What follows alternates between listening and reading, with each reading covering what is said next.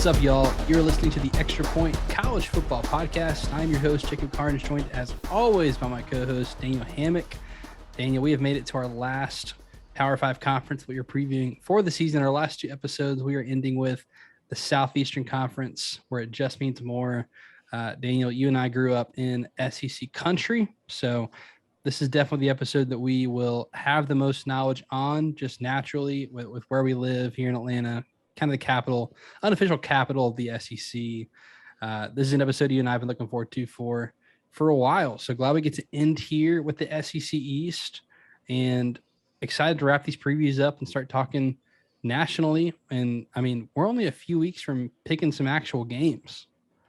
Yeah, I think it's also it's the region we know the most about because this is where we're from, and the teams we know most about because if growing up, if they weren't a Georgia fan, they were an Auburn fan or a Florida fan or a Tennessee fan. And so you've just got all this, great influence around you of all these different teams. And so that's what makes the SEC so great.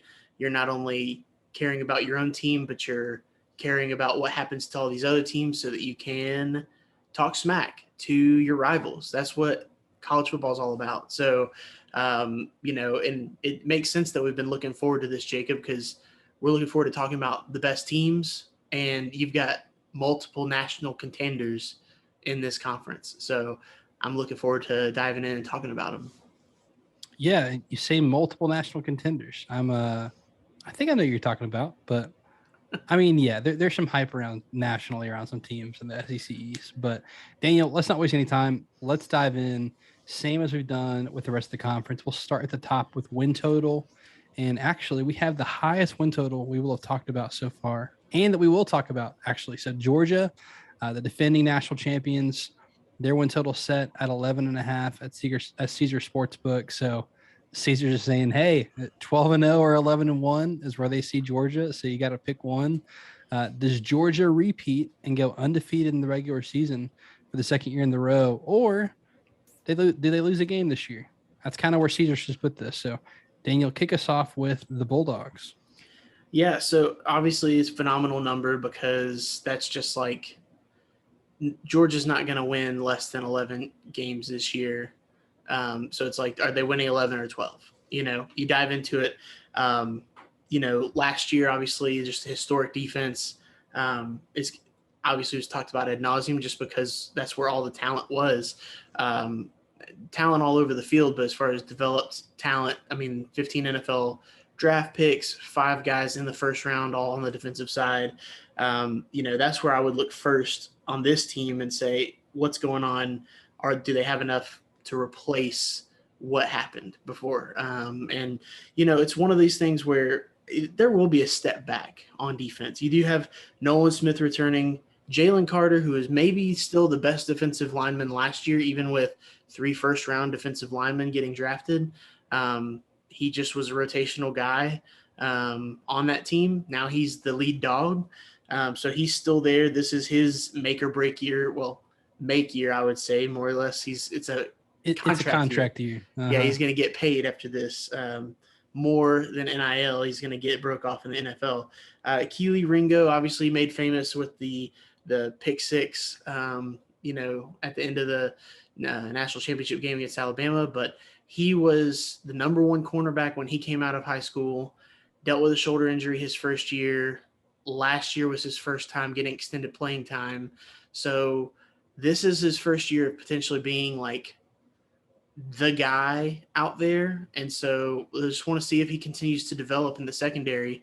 Chris Smith returning at safety is big because I think it really bulks up their back end, where last year their strength was that front 7. I think the strength is going to be more the secondary this year because Tyke Smith, a lot of people forgot about him. He transferred from West Virginia last year. He's looking to probably start at safety this year.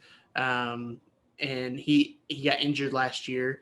And then you still have guys who played in the national championship. William Poole was the star that played that nickel star position. So he's back. You've got a lot of guys who've played a lot of ball. My biggest question on the defense is going to be those inside linebackers. Can they take the next step? Javon Dumas Johnson, Smile Munden, guys like that. They've been highly recruited. Let's see if they can take the next step. Offensively, they return a lot. Offensive line, they lose Jamari Sawyer at left tackle, but they might be even in better hands now because they've got a 5-star true left tackle in Broderick Jones. He played a lot of the national championship game. Tate Ratledge, who is a 5-star tackle, moved into guard. He got hurt the first series last year against Clemson. So a lot of the offensive line is going to be back. Big picture, I just think that they're going to have so much talent on offense that it's going to take a lot for a team to overwhelm them defensively. Even if they take a step back defensively this year, they may not just be giving up 7 or 10 points like they were last year.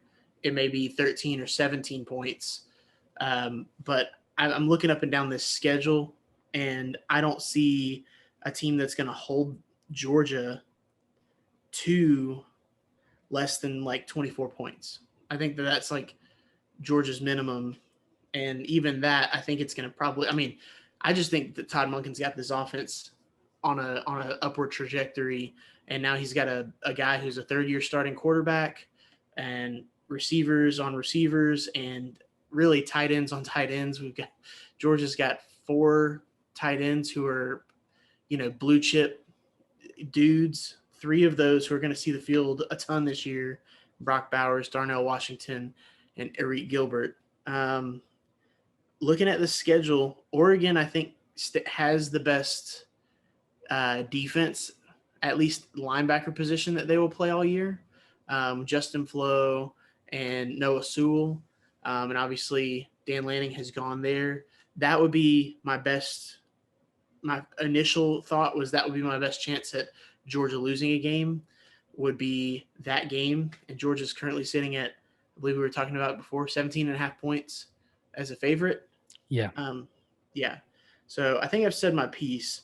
I'm going through this schedule. I need to find one loss to go under. Jacob, I can't find it. They get Auburn at home. They're much better than Florida this year. They get Tennessee at home. There's, at Kentucky and at Mississippi State. You can circle those if you want to, but I feel like it's more likely Georgia goes 12-0 regular season this year than it was last year. So give me the over. I'm going 12-0 with Georgia. This is usually a principal play for me, where it's like 11.5, you just go under. It's more likely that some 18 to 22-year-olds don't show up one week and lose then it's hard to go undefeated. I don't think people realize, even with like Alabama has gone undefeated in the regular season twice under Saban, 3 times maybe, but twice. So it's difficult even for teams that are all-time great champions. It's really, really hard to go undefeated. So especially in the SEC. So when I look at this roster, Daniel, I'm with you in that this roster is littered with talent, even after a year where Georgia had 15 players drafted. And I look around the national landscape right now, and I'm kind of scratching my head going, okay, people have slotted Georgia in this, Alabama, Ohio State, Georgia tier, right? But they're consistently third, and everyone's calling this an Ohio State, Alabama, natty year. And I probably agree. We'll see when we get to those national picks, but I sit there in that same sentence and go, no one's picking Georgia. And typically what happens with championship teams is you worry about complacency. And I don't think Kirby Smart could have written a more perfect offseason if he tried for this team, in that you win a national championship. The news cycle has been filled with realignment, NIL, just a whole lot of noise. And outside of that, no one nationally is picking you to go repeat. So if anything, people are doubting you in a year where it's just like, okay, Georgia won last year. That's great. Moving on. This is Ohio State and Bama's year. Kirby Smart couldn't write a better script if he wanted to motivate this team. So I don't think complacency is going to be something Georgia has to worry with this season. Georgia also, we talk about talent. Daniel, look at this roster. And we're going to talk about this with, some All-America stuff, best position groups in college football. What if I told you I think Georgia has 3 number one position groups in college football. Like their tight end room, their offensive line, and I think their secondary are the best at that position in the country. Hmm. But Elliott's talked about this a lot. Every single team was looking for an offensive tackle in the portal. You know who wasn't? Georgia. In fact, Georgia had an offensive lineman, an offensive tackle, 5-star, go to the portal. It was a backup. And then he ended up coming back to Georgia. So I look at the depth of this roster. Offensively, I think they take a big step forward. The weakest link on that offense is Stetson Bennett. And Stetson Bennett, while I don't think he is a top 5 talented quarterback even in the conference, he executes this offense really well, Daniel. He was number 3 in QBR last year. I mean, I feel like there's people on both spectrums here. You hate Stetson, or you just, there's some Georgia fans who just think he is the second coming. He's neither. He is a little bit above average college quarterback.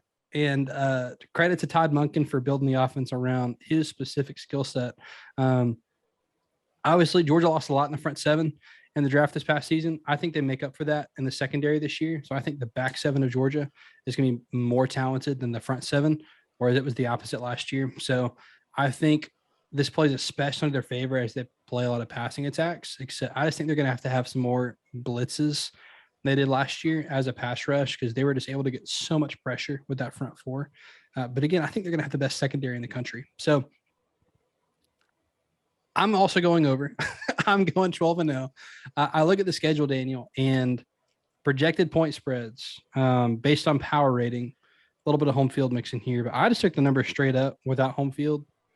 And on both sides, Mississippi State is the closest point spread that I found based on power rating, 16 points. So if I'm picking Georgia to lose, I'm picking them to just absolutely not show up to a game and literally 16-point favorite. So I just think, again, I think it's more likely they win all 12. I'd rather bet on them as double-digit favorites in every game to win all 12 games than I would to just close my eyes and throw a dart and hope they lose a game they're favored by over 2 touchdowns in. So based on that, I'm also going 12-0 with Georgia. I think they'll win the East going away. They're way better than every team in this division. They'll be back in Atlanta. They'll get another shot to go back to the playoff this year. So they'll put themselves in that driver's seat. And potentially, if you're going 12-0, you might already have yourself a spot in the playoff, depending on how the rest of the country shakes out. So 12-0, I'm also with you going over on the Dogs. Next team, win total wise, Kentucky. So the Kentucky Wildcats coming off of a year where they went 10-3, so double-digit wins for Mark Stoops. This is his 10th year here at Kentucky. Daniel, I think this is the second best program in the SEC East. So Mark Stoops has been very consistent. Win total set at 8.5 coming into the 2022 season. Where are you going with the Cats? Yeah, so it's one of these things where I agree with you. Kentucky is the second best program in the SEC East. They have been for about 4 or 5 years now. The extreme ability to raise the floor by Stoops was something that, he raised the ceiling as well. Their ceiling is just not quite as high because of the program they are, but I think that there could be still some blue sky ahead where they can eventually, get over the top there. Now, as far as for what they do, offensively, they return just 4 starters from the last year's team. The biggest loss is obviously going to be Wan'Dale Robinson, because he was Mr. Everything at receiver for them. Yeah. And he was it's going to be tough to replace him. The top 2 returning receivers had 195 yards and 150 yards respectively last year. So that's something that's going to be a concern. Will Levis, I do think that he's going to take another step forward. I think that he's going to be, one of the top quarterbacks in the conference. He was pretty inconsistent. He had his moments of inaccuracy last year. That's my biggest concern. If he can tighten that up a little bit, going forward, I don't know how you do that though, especially with breaking in these new receivers. It might be maybe because it's going to be more of a committee rather than just strictly Wandale being the guy and everybody knowing that. Maybe he won't force so many balls. But I do expect him to take a good step forward. And then Chris Rodriguez is back in the backfield. They actually returned their top 5 rushers from last year. Cavassier Smoke is back. Will Levis was one of their main rushers last year. He's a dual threat guy. Is it 8.5 their win total? Yes. Yeah, 8.5. Okay. I was pretty sure that's where we were at, but looking through it, I actually really like their matchup at Florida week 2, just because I think they catch Florida at the right time. Florida is coming off of playing Utah that week 1, and so it's one of these where I think that Kentucky catches them at the right time, even though they have to play at Florida. That being said, see, what if Florida wins that game though? No. Then they're catching them at the worst time. What if they win against Utah? What if they beat Utah? Dude, game's only rocking. That's true. So I mean, depending on where you're going with that game, right? I was thinking more along the lines of the team itself. I wasn't considering the stadium. You're getting them early. Yeah. You're getting this Florida team early. And you're more put together. They're in year 1 of a staff. But you're absolutely right. That's something I hadn't considered because I was kind of discrediting the game altogether. I was thinking, hey, they're just going to get beat up one way or the other, even if they win against Utah. Yeah. But this would be a very excited Florida team, Florida fan base, if they beat a Utah team. So that's something to consider. But going through the rest of the schedule, I mean, Youngstown State, Northern Illinois, they do have to play Ole Miss from the West this year. They play at Ole Miss, so that's going to be tough. And then they get Mississippi State at home. I think they go over, though. I think this is a 9-win team. So, I do think they lose to Georgia. But if going through their schedule, I'm not saying that there is a definite second loss on this schedule. So for that, I feel comfortable saying, yeah, if they throw in a couple more losses to teams that are, peers or very similar to them, they'll still get the over 8.5. I think is a good number, but yeah, I feel comfortable saying that they can win 9 games. They could even win 10 games this year. So Kentucky, they're a team that typically returning production is going to play a big factor in them, or how they utilize the transfer portal. So I am putting a lot of stock in that Wandale Robinson was Mr. Everything for them. Mm-hmm. And I'm curious, obviously, people are drooling over Will Levis's, hand size and height and how hard he can throw a ball. And they're just looking at Josh Allen and all that stuff.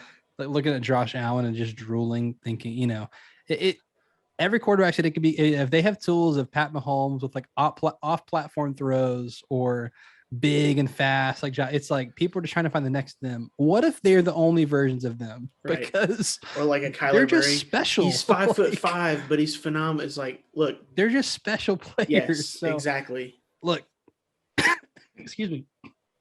Some team's going to take a shot on Will Levis, and I think you take a shot on Tool. That's fine. That being said, I'm curious how Will Levis does with a depleted offensive line and losing your number 1 target like a Wandale Robinson. So I think Kentucky relies on the run game more this season.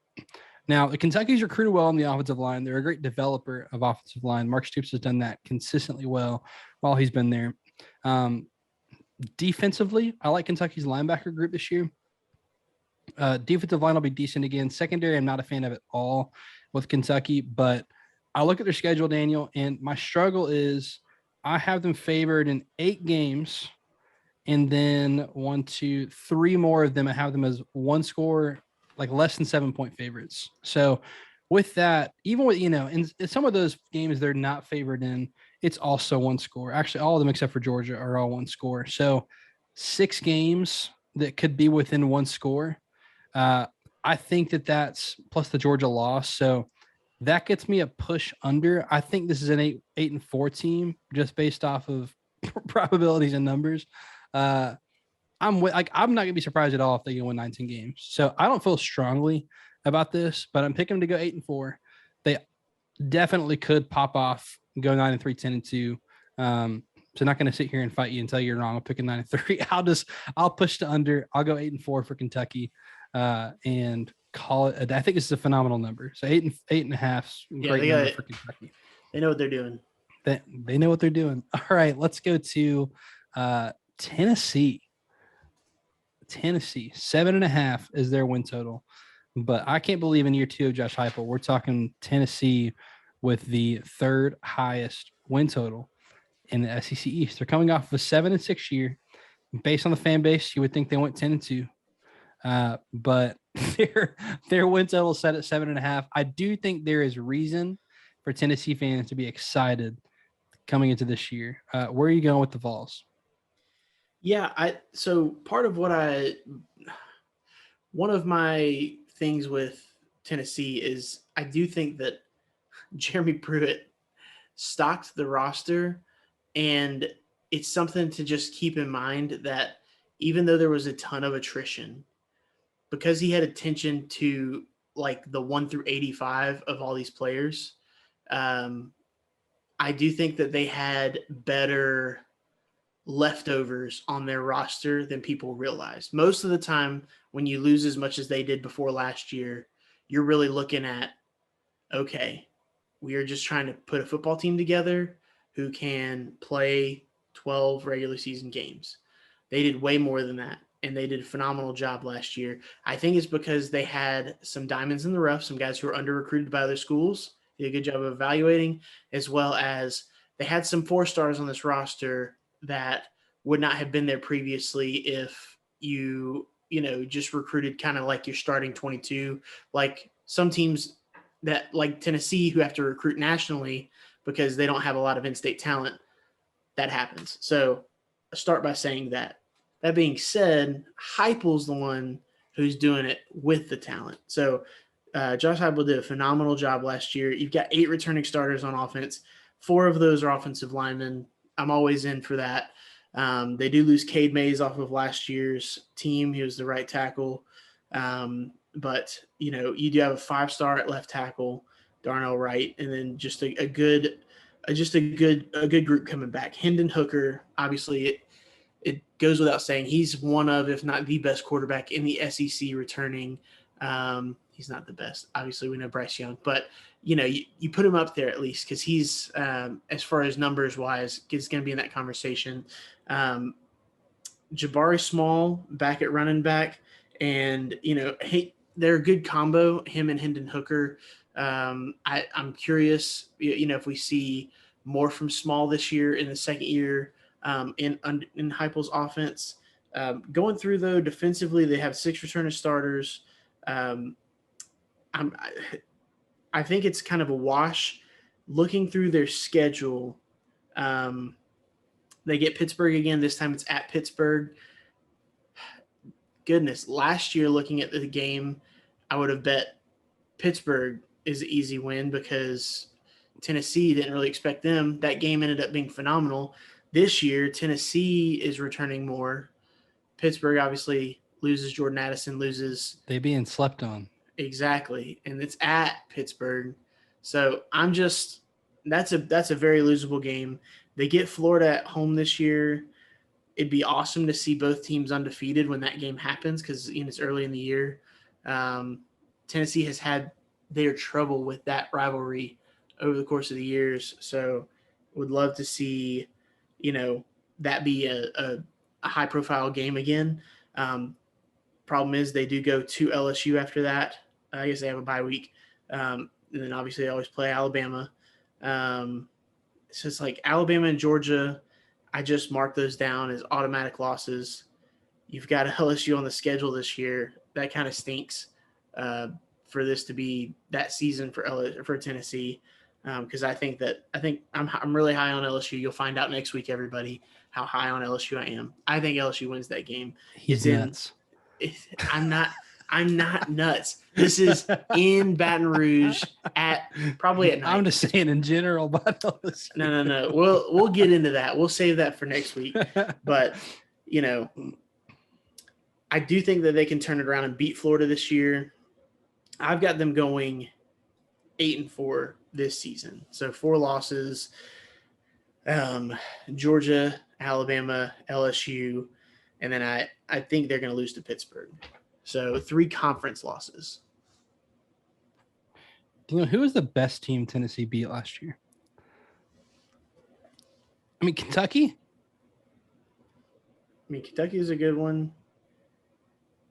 I mean, It was that's at it. Kentucky. Yeah, that's their best win. They also beat South Alabama, Vandy, Missouri, South Carolina. They beat the Tennessee mess Tech, out of Bowling Green. All Bowling right. Green.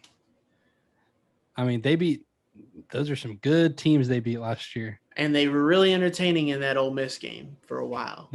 So were the fans. Yes. No, I'm leading you astray. I'm going over 7.5.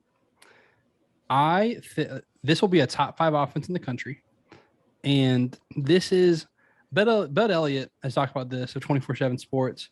This offense is a cheat code still in college football. So the Art Briles Baylor offense, he's had a tree of people that he trained the offense to, Josh Heupel being one of them. It is a cheat code in college football because of the rules with offensive linemen can go 3 yards upfield. And honestly, there's not enough refs to call it. A lot of times they're going 4 or 5 yards downfield and the ball's still being thrown. So this Tennessee offense, it's very unique. And unless you've got some dogs at corner, if you've got some athletes at corner, then you can shut this offense down. And I look at Tennessee's schedule and I think, all right, who's got the guys at corner to shut it down? And I see potentially 3-4 teams that have got the guys at corner to help slow the offense down. That being said, they did go 7-5 last year in the regular season. So obviously there were more teams that helped figure this team out. I think this team takes a big step forward this year in year 2 of the offense, though. The offensive line, I think, takes a step forward despite losing Cade Mays. Bru McCoy. Y'all remember Bru McCoy? He flip-flopped his commitment between Texas and USC like 6 times. Ended up going to USC. He did enroll at both. That's right. His recruit was insane. He enrolled at USC, went to Texas, and then came back to USC. Nuts. Well, he is at Tennessee now. So 6'3", 220. I mean, this is a 5-star kid, number 1 wide receiver coming out of high school. If he's still got something left in the tank, that just adds the duo of like Cedric Tillman with this offense. Hendon Hooker, obviously, when he took over the offense, I think this played into them winning only 7 games last year. Is they messed around with Joe Milton for a game or two too long. As soon as Hendon Hooker went in here, this offense took off. So I think Hendon Hooker is a lot of people are going to say this, but definitely a Heisman sleeper, especially if because he's going to get the stage to go up against Alabama and Georgia. Tennessee is one of only 2 teams that play both of those teams every year, them and Auburn. So he's going to get the stage to, if he were to upset Alabama or Georgia and have a big game, I think he's in New York City. So I think he's going to have that kind of year at Tennessee. I only have them as underdogs in 2 games. So I am picking Tennessee to go 9-3, going over that 7.5. I think this is a big year for Tennessee. Would not be surprised if they're at 7-5 again. We go under this win total. I think it's volatile. I don't love their depth at offensive line right now. So that offense could go downhill quick if they lose a couple guys. But I mean, at 7.5, I feel pretty confident in this over, given their schedule this year. And you and I disagree about LSU. I think they're catching a good team out of the West to catch this year, even though it's at LSU. You get a bye beforehand. So I think they're catching LSU at a good time, both in the year they're getting them and where it's at in the schedule. So I'm going over 9-3 for Tennessee. Both going over on Tennessee. Look at that. All right. Let's go to Gainesville. So the Florida Gators went 6-7 last year. They fired Dan Mullen. They hire Billy Napier. He finally accepts the SEC job that he feels right for him after turning down a couple of SEC jobs. So I think that's a big deal because I do think Napier's the right guy to kind of right the ship. He's going to do what they fired Dan Mullen for not doing, which is prioritizing recruiting, not necessarily not recruiting, but making it a priority and recruiting how they think Florida should, which I think should be top 5 in the country every year. So all that being said, Florida for the 2022 season, win total set at 7. They did get Utah out of conference. Where are you going with the Gators? Yeah, so it's funny because usually when a coach is coming in for the first time, there's usually not a quarterback of this caliber in place as far as talent goes.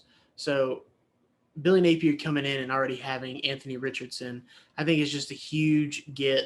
Obviously, he had to kind of re-recruit him to keep him in Gainesville for the long haul. I think was the smart thing to do.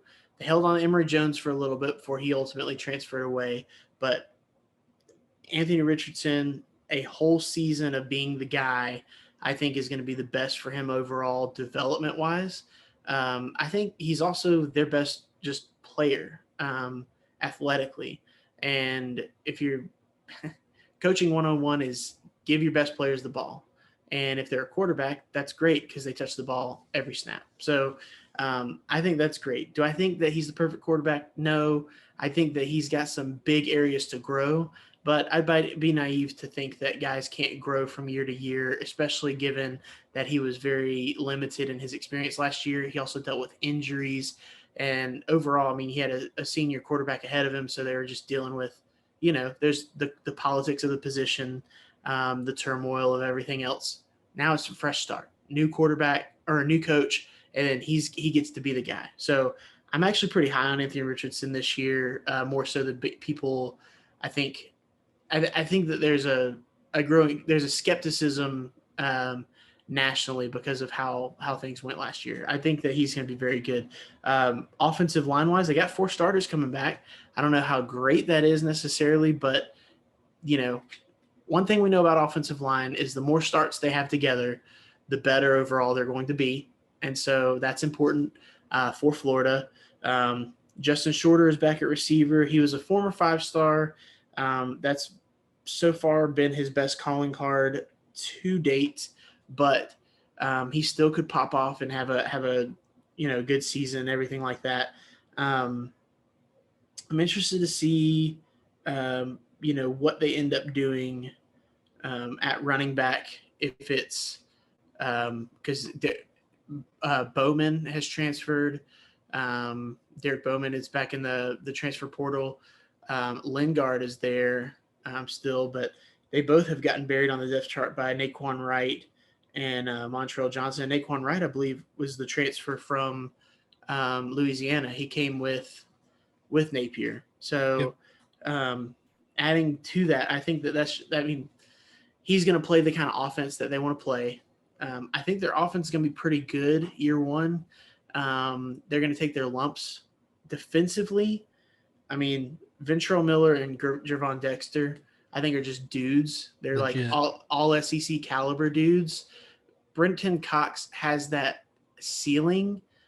He has not put the consistency there yet.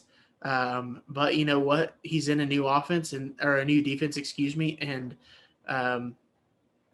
one thing that you always hear about Todd Grantham's defense is that it's very complicated and complex. And a lot of times you see it if you're not doing well in that defense, if you swap to something that's more simple, just run and hit, you do see a big step forward. So you could see someone like Brenton Cox really flourish from playing in this defense. But the schedule, man, the schedule is tough. Utah is going to be no picnic. They do get them at home. So like you said, if they pull that game off, well, first they're going to be wild. The fans are for that game because it's the first game and it's new everything. So it's going to give them the best chance to win. If they do beat Utah, they're going to be nuts against Kentucky. Now, where it gets bad is if Utah comes in and wins, Kentucky is no picnic that next week. So then you got Tennessee 2 weeks after that in Knoxville. Luckily, they got USF. They'll get that one. But then Eastern Washington right after the Tennessee game. So there is some brevity here in the schedule right there towards the beginning woven in. If they get off to a fast start, they could look pretty good early on. Missouri. Then, of course, I'm very high on LSU. This game is at home, though. So, last time they were here. Was it the shoe throw? The shoe throw. LSU's gotten on the past couple years. That game traditionally is very 50-50 as far as who wins and everything like that. But past couple years, LSU's been bad, and they have still beaten Florida. I think that Billy Napier, while he is circling Georgia as standard in the East, I think he's circling the LSU game as more of a must-win. So that's a game I look for them to really give their best shot. Obviously, the bye week, and then they play Georgia. They get A&M this year. They play at Texas A&M, and then Florida State at Florida State. It's not going to be a picnic this year. I think that that's the second time I've said something about a picnic, so I'm going to try to not use that reference anymore. That being said, Florida State, we've talked about them obviously on the ACC show. I do think that they're going to, especially by the end of the year, they're going to be a tough out, and that's going to be, I think that game has been moved to Black Friday. So that's interesting as far as a rivalry game is concerned, kind of getting more of a showcase. I got Florida going 7-5 this year. So I have them losing to Utah. And then the rest of their losses I have in conference. So, but yeah, I think they're going to be a good team. I think there's going to be parts of the season you look at them and you think that they could be better than what they are. And I think they're going to show you who they are. This isn't the season for Billy Napier to be like, matching up with the likes of Georgia and Kentucky and teams like that as far as, record wise. But you could see that next year with what he builds this year. So here's my question that I'll answer too. Is Florida's roster in a bad enough situation where they shouldn't be competing with Kentucky, Tennessee, South Carolina in year one? I don't think it is. And so I'm going over. I love Anthony Richardson. It's funny. You and I said for 2 seasons, your best quarterback sitting on the bench. Even with Trask there, we're like, hey, Anthony Richardson, like he's sitting there, put this guy in. It does make me laugh that the quarterback whisperer didn't pick the best player on the team to be his quarterback last year. And yeah, don't think about Anthony Richardson in the context of 2021. His first game as a starter, he got thrown in against the greatest college football defense of all time. So, I mean, what a way to start. I'm a big believer in AR. This defensive line, I think, is sneaky good. Their starters are. I think they have some like real severe depth issues on defensive line. So if they get, I'm talking an injury on defensive line, this could go downhill quick for the defense. You got to understand the SEC defensive line is really, really important because everybody else has really good offensive lines and they want to run the ball, and it's big boy ball up front. So Florida, though, I'm picking them to go over. I'm picking them to go 8-4. And this is all dependent on do they start hot? Because again, if you get a couple of injuries on defense, I think it could go very poor late in the season. I mean, after the bye week, you've got Georgia, A&M, South Carolina, Vandy, Florida State. And I think you could lose 4 or 5 if things go downhill quick ending the season. On the other side, again, if you beat Utah, which is funny, they opened up as 3-point favorites. That quickly got bet where I think Utah's a 2-point favorite. Yeah, something like that. So it's like 1.5. Utah's favored in that game, but let's be honest. Utah has never played in any place like they're going to play in Gainesville that opening weekend. Not just with, weather is going to be a factor. That's going to be 100 degrees and humid. Humid during that game. That crowd's going to be absolutely nuts because, again, in week 1, guess what? Everyone's undefeated. No one's lost a game yet. Right. So those fans are going to be nuts because you got a big opponent in town. If they start hot, I think things can go really, really well for Florida. I just worry about injury. And if I wasn't as concerned about depth on defense, I might even be picking to win even more games. But I'll go 8-4. I think they lose either Utah or Florida State. So I think they lose an out-of-conference game. I think they go 1-1 in those games. So it depends. Do they start slow? Does Utah just come out and beat them? Then they kind of build themselves out and finish the season strong. Do they start fast and maybe an injury They lose that last one to Florida State. So we'll see. But 8-4, I will go over that 7-win total. I think if a team's going to pop in year one, Florida's set up to do that, especially because you can do a lot if you've got the right guy at quarterback. You can do a lot. So, and Florida's got the right guy at quarterback. Finally. So I'll go over for the Gators. Daniel, let's do it. Cartwright, this is for you, man. South Carolina coming off of a great year one, 7-6 under Beamer's first year with that bowl win.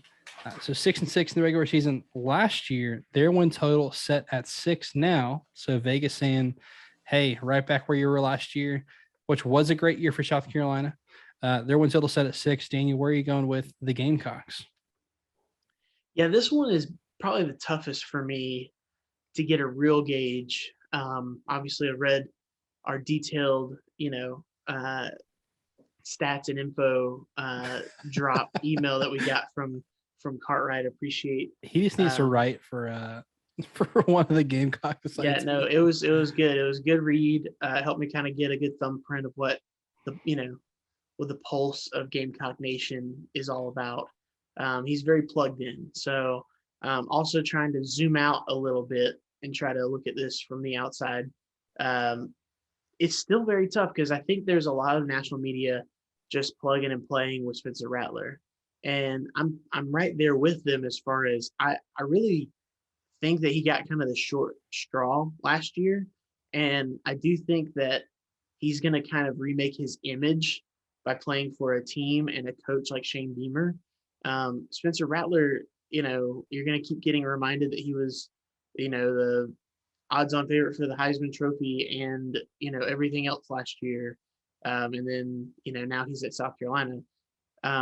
I do think it helps them in big games to have someone like that they can depend on, more so than what they were dealing with Luke Doty, who was dealing with a lot of injuries last year.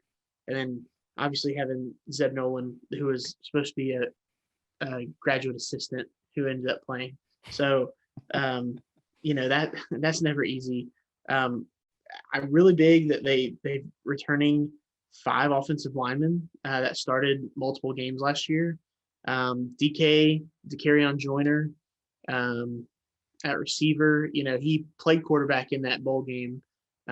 He's able to slot back at receiver where he's been more productive for them over his career. Josh Vann, who I've been very high on, he's out of Tucker, Georgia. It's taken him a while to develop and be a guy that they can depend on, but he's their leading receiver last year, and he's leading the charge coming in this year. I'm really excited to see what the backfield looks like with Marshawn Lloyd this year. He kind of limited last year, only 220 yards. But I do think that he's going to be the lead dog this year. And when you start thinking about it, a 5-star quarterback who was a number 1 overall quarterback when he came out, and a 5-star running back in the same backfield, who would have thought that would be a South Carolina backfield? So that's a big deal. I don't want to overstate it, but that's a big deal. They do return 7 returning starters on defense, but some of the guys who weren't starters are actually their better players. Jordan Birch, for example, a former top 5 overall player in his class. He was a 5-star defensive end. Alex Huntley, who played at the same high school. He was a 4-star defensive tackle. So a lot of these guys, you're mixing them in. I'm interested to see what they do over the course of the season. Now, save that and look at their schedule. They've got Arkansas at Arkansas. That's not going to be pretty. They play Georgia early on. Some people are circling this as a losable game for Georgia. I will say it's early and it's in Columbia, and if you're going to catch him then. Weirder things have happened. So I'll say that. I do think that Georgia's going to be ready for that game. And I do think they're going to be in kind of a dogfight with Arkansas, or maybe a hog fight, or a cockfight. Who knows? But they'll be in something with Arkansas that game right before. And so I'm not sure they're going to be ready for Georgia. They play at Kentucky this year, and they get A&M on the schedule, which I'm just not a fan of for South Carolina. They do get them at home, and they play at Florida, and then obviously the end of the year at Clemson. Something I want to circle, though, I mean, Georgia State, that first game, they have been known to give SEC teams trouble. And I'm not wishing anything on South Carolina, but the head coach, Sean Elliott, was a defensive coordinator at South Carolina. And that's, where he came from before he became the head coach at Georgia State. So I know for him personally, this is a very big game. Now, do I think that they can necessarily pull the upset? I mean, they've done that before, but they've also done things like when they played Auburn last year and had Auburn on the ropes before they came storming back. So maybe it's a situation like that. Maybe South Carolina comes in and just wears them out. But I think that those first three games, they get tougher each game that they play. But if South Carolina's looking ahead at all in either one of those games, they're going to lose. So they've got to stay focused on each one. That being said, looking through the schedule, I like them at 7-5 this year. That's where I've got South Carolina. So slight improvement from last year, but I don't quite have them making the jump that many do because of Spencer Rattler. It is a tougher schedule, so something to keep in mind. But yeah, I'm a Beamer believer.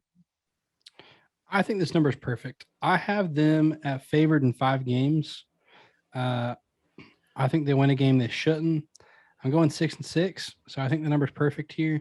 I do think Spencer Rattler still has something in the tank. Again, I don't think he is a top 5 quarterback in the country. He is a significant upgrade from what South Carolina's had. So, like a significant upgrade from what they've had at quarterback. I do think it's unique. You mentioned their schedule, Daniel. They're two of their non-conference games being against Georgia State and Charlotte. Both of those games are under 20 point spread wise. So Georgia State 16, Charlotte at 18. So yeah, we mentioned this when we did our buying and selling stock episode. I said I was selling stock in South Carolina compared to some of the hype that's been around them after year one. Look, several teams had phenomenal year ones, including Tennessee in the SEC East had a phenomenal year one under their head coach. So one of these teams is not going to have a giant step forward in year two, and I'm betting that it's South Carolina. I still think 6-6 would be phenomenal given the schedule. They're going to play 3 of my top 5 power rated teams in the country on the schedule, and Georgia, Texas A&M, and Clemson. So this schedule is really, really difficult. So to go 6-6 against this schedule, I think would be a huge feat. So I'm going 6-6 right at that number. I'll go push. I'll be a coward and go 6-6 for South Carolina. Daniel, let's go to Missouri. So Missouri, their win total set at 4. I will mention, how fun is it? Missouri plays at Florida October 8th. So fun fact, Billy Napier and Eli Drinkwitz played each other twice in 2019, I believe it was. And Billy Napier lost both times. Or maybe it was 2020. It was the Sun Belt. They played in the regular season, and then in the Sun Belt title when Eli was at App State in Louisiana. So that'll be a fun game against Florida, especially because Florida actually, since Missouri has joined the SEC, or they're 3-2 versus Missouri in Gainesville since they joined the SEC. And the last 5 meetings have gone under, but I just think it's really, really fun that Drinkwitz and Billy Napier, this will not be the first time they've coached against each other. Anyway, but Missouri, their win total set at 4. Where are you going with the Tigers? Yeah. Looking more and more at this team, I mean, they've got 6 returning starters on offense and 8 on defense. Brady Cook will probably be their starting quarterback. They do return their leading sack guy, Isaiah McGuire. He had 6 sacks last year. But I'm just schedule counting at this point with a team like this. I think they could beat Louisiana Tech game 1. At Kansas State, I think, is more of a toss-up, kind of a throwback to their Big 12 days. They play at home against Abilene Christian. I think they're going to take that game. Then they play in Jordan-Hare, and I think this is a must-win game for Auburn this season. They're circling games like Missouri and saying they have to win those games. Then they play Georgia and then at Florida. I think both of those are going to be losses. I think they're going to do everything they can to win that Vanderbilt game, especially since it's at home. And then I think they're going to beat New Mexico State for sure. So I've got 2, 3, 4 wins for sure, and a toss-up at Kansas State. I'll go ahead and give that one to them. So I'm going to say they win 5 games this year, 5-7. I'm going under the 5. Or wait, did I say it was at 4? Sorry, this one totals at 5, not 4. That's my bad. Is it 5? Sorry. Yeah, Missouri. I'm going under the win total, so I'm going 4-8. Actually, I think it was a 10-point dog at Kansas State. I don't like that matchup at all for Missouri, especially early. That team, I think, is ready early. Kansas State is. We talk about them on our Big 12 preview. Feel free to go back and listen to that. We talked about this before we recorded, Daniel. I really wanted to pick Vanderbilt to win an SEC game. Right. And I'm very, very low on Missouri this year. And I'm like, I'm just going to do it. They'll both win an SEC game, but Vandy's beating Missouri. It just sets up nicely with the schedule because Missouri's got to bye before they play Vandy. And Vandy has a really tough schedule leading into that Missouri game. So I don't think it happens this year. I'd love for it to happen. I just want Vanderbilt to go like 10-2. That'd be unbelievable. But yeah, Missouri, I just see this team as a very mediocre team, like a top 60 rated team in FBS. But the problem is, if you're sitting there, let's just say like you're the 55th best team in the country, but you're playing in the SEC. You've probably got 12 teams ahead of you in the top 40. So that doesn't set up nicely for Missouri and Drinkwitz's third year. I think next year could be a big jump for them. They've recruited really well. Quarterback, I think they have figured out with Brady Cook. They messed around last year with a few guys, but don't love this offensive line. Don't love this defensive line. So I am going under. That doesn't fare well for you in the SEC. I'm going 4-8 for the Tigers. Daniel, let's go to the Vanderbilt Commodores. Friend of the show, Barton Simmons, just the general manager of Vanderbilt football. He's trying to put together this roster, Daniel. Their win total set at 2.5. Do they surpass the 2 wins they won last year? I will tell you they're going to win their first 2 games. Yeah, they are. And then they're not going to win another game after that. I have them going 2-10 for Vandy. It's just tough. I do think their roster is getting remade. I think they're going to continue to grow. Like they're having their best recruiting classes in years. The issue is just that the SEC cares so much. That gap everybody ahead of them. A game that I would like to pick them in, a game like Wake Forest that they get at home. Wake Forest right now with Dave Clawson is just hitting on all cylinders offensively. So even if Vandy was to, kind of stay in that game, I just trust Wake Forest to just keep scoring. And then a team like Northern Illinois playing at Northern Illinois, they've shown that they can win their level of play in their conference and everything like that. They came down and beat Georgia Tech last year. So I think that they can handle Vandy as is. So can we talk about what Vanderbilt's doing, scheduling Northern Illinois, Hawaii, and Wake Forest out of conference at Hawaii, at Northern Illinois? What are you doing, Vandy? I think they are pitching that they're going to get a Hawaii vacation. That's why some of these recruits are coming there. They're saying we're going to Hawaii. Vandy, you got to go schedule 4 schools that I've never heard of. Directional schools from all over the southeast region of the United States. Get you a Southeast Alabama on the schedule. I mean, You need 4 of those, because then it's just, hey, you want to get to a bowl game? Go have a phenomenal season and get 2 SEC wins. That's all you got to do. Oh, Vandy, what are you doing? All that being said, I am blindly going over the win total because I love Barton Simmons. I appreciate that, Jacob. I appreciate the blind over. That's blind good. over. No analytics. That's a principle whatsoever. play. No. Yeah. It's principle. You believe I in believe the in people Barton. there. Yeah. Going That's over. respectable, Jacob. And here's the thing: it's 2.5. So I'm going over and going 3-9 with no SEC wins. Yeah. I would love to see this team win an SEC game. If they do it, I think Missouri is a really good shot. I mean, hey, South Carolina, they get a bye week before they play South Carolina, and they get South Carolina at home. They play at Alabama? No, I'm just kidding. Tennessee has to come to Nashville. Just saying. So hey, with all those Vandy fans, that place won't be orange at all. Yeah, I would love to see Vandy win their first SEC game under this coaching staff. Hey, Clark Lee said Vanderbilt will be the best football program in the country. Again, I would love to live in a world where Vanderbilt goes from where they are now to the best football program in the country. That will be the greatest coaching job of all time. Goodbye, Nick Saban. Hello, Clark Lee. So I'd love to see it. I don't think it's happening in 2022, but I'm here for it. Rooting for you, Vandy. Hey, be sure to check us out next week. We'll be back with the SEC West.